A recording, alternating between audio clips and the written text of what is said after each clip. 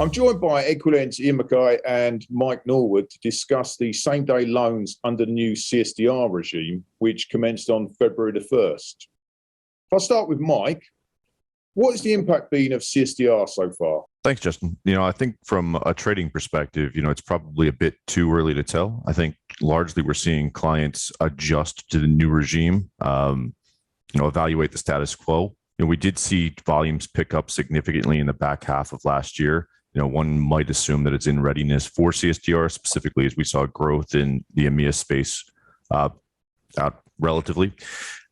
As we move forward, we've seen record trading volumes per day on average in January. We've seen a general uptick in same-day settled positions kind of being booked across platform. And we've seen automation sort of growing in spaces where perhaps there was hesitancy before. So that's the non-GC space and, the fixed income space, specifically corporate debt. So obviously, across our platform, we had a record day a week ago. That whether it's CSDR related or not, it certainly fits the bill. We'd expect to see continued growth in automated trading as folks adjust to the new regime.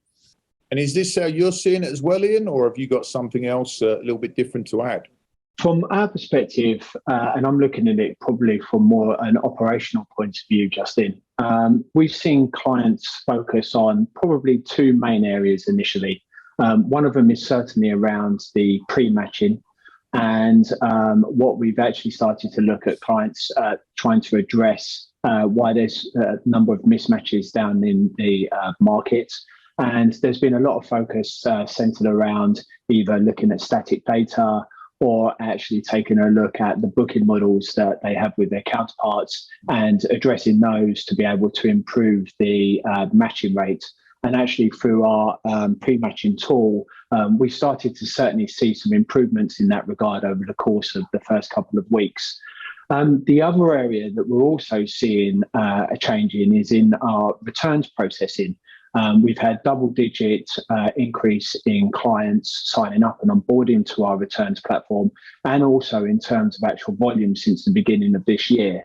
And what I suppose that's kind of shown to me is that I think the early indications are that what clients are actually focused on is obviously trying to get their instructions out into the marketplace as quickly as possible, obviously addressing any of the kind of issues to ensure that the instructions are correct.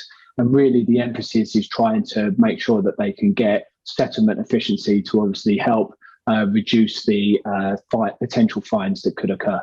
Based on early observations, what do you expect to see over the coming 3 to 6 months, Mike? So I'd say we continue to see increased volumes across our platform, right? We know that there's efficiency, we know there's accuracy that's achieved from having a digital version of a trade commonly recognized by both sides.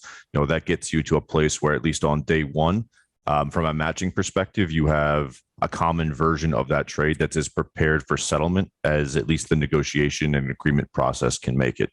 So we'd expect, slow adopters of automation.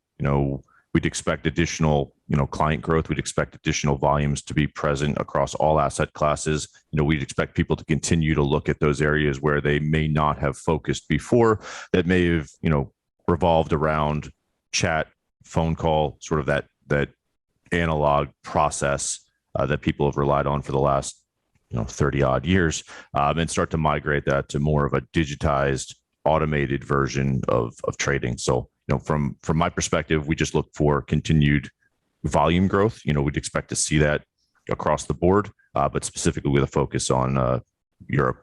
And Iain, from an operations perspective? What I think is that clients will start to get greater transparency on the cost of fails. The CSDR costs would have become pretty real within the next 3 to 6 months, obviously. But I think equally what clients will also be taking a look at is some of the early mitigation processes that they put in place. What I mean by that is they probably got auto borrows with their custodians, and also looking at potentially the operational costs around cancelling and rebooking transactions. I think once they take all of that into consideration, they'll start to get a true understanding of the cost from a CSDR perspective. What I also think will take place is that clients will start to do some more detailed analysis around their counterparts. And I think what you'll start to see is some trending kind of take place. And what will become as a consequence of that is probably some structural decisions in terms of changes to workflows and also to behaviours and booking models with their counterparts. And I think what will actually happen is that the counterparts that have invested time in increasing automation, reducing manual processing, and obviously improving the settlement efficiency will ultimately end up getting increased volume and increased business as a consequence of that. And what we're finding at the moment is that we're spending a bit of time with clients already actually going through the workflow between kind of instructing and settling a transaction to identify where those gaps are in automation and actually look to start putting improvements in place so that clients are actually ready to be able to absorb that potential increase in volume when it may start to occur in the next 3 to 6 months. What should the industry be thinking about as these trends continue to unfold? I suppose it's a bit of a crystal ball moment looking forwards, Mike. They really have to focus on having efficient practices in place, right? And I think it's an integrated front to back experience that really starts to matter. As Iain alluded to in terms of the automation across the post-trade space, in terms of the reduced timing, as we start to see an increase in same-day settlement, right? Your timeline is just compressed. You've got to get more done and more done accurately in a shorter period of time. So you have to be looking both at your internal practices as well as your counterparts' internal practices.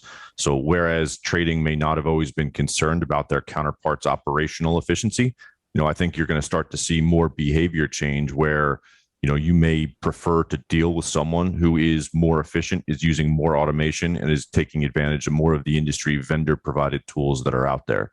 So I just think that as we look forward, are you embracing technology to its fullest? Are you using it across your organization, not just within specific pockets or, specific asset classes? How do you broaden that? How do you get the most value out of it?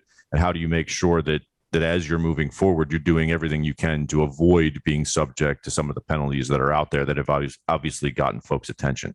So I think, between myself and Iain, we're hearing a lot of questions from our clients in terms of now, if you're using trading, well, what about your post-trade offering? Can we link them together? Is there integration? Is there cross-platform integration? And I think from Iain's perspective, likewise, if you got the operational settlement process fine, efficient, that's great. But it all starts up front. If you don't know a common version of the trade on day one, you're setting yourself off on the wrong foot, and things sort of snowball from there. So I think you need to be thinking about kind of that more holistic view. And Iain, from your perspective? I think obviously if you take a look at securities lending is actually an enabler to make a more efficient capital market. I mean, obviously it's flexible in nature, and what that obviously allows for securities to move quickly and freely, which obviously improves settlement rates across many different settlement platforms globally. What I do think, and echoing Mark's point, is that there will be an increase in fails coverage, and I think actually more of an increase in actual same-day fails coverage as well. So what that really will emphasize is the latency between executing a trade and actually settling it in the market. And I mean, even if you take into consideration the DVP cutoff time, which is what a lot of the fails coverage is for, is a shorter settlement cycle than the freer payment cutoff time that is traditional around European securities lending. So again, you've got an even added more incentive to be able to reduce that throughput in terms of execution and settlement. What I actually think is that EquiLend is actually uniquely placed to be able to support clients to be able to achieve that. We have a product suite which actually can address all of the different aspects of the execution through to the settlement that actually will enable clients to get that automation that they require. And if I kind of explain what I mean by that is that, look, you can take a look at the NGT platform that obviously allows automation from an execution point of view.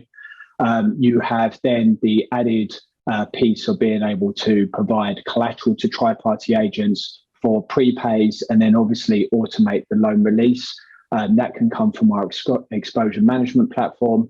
You've obviously got the pre-matching and the SSI distribution That can actually come from our settlement monitor platform, which allows clients to be able to book trades correctly the first time. You've then got the ongoing maintenance of the loan, which can, and with reallocations, which can be kind of tracked with our unified comparison product. And then obviously you've got the returns process again when you look to close out the loan.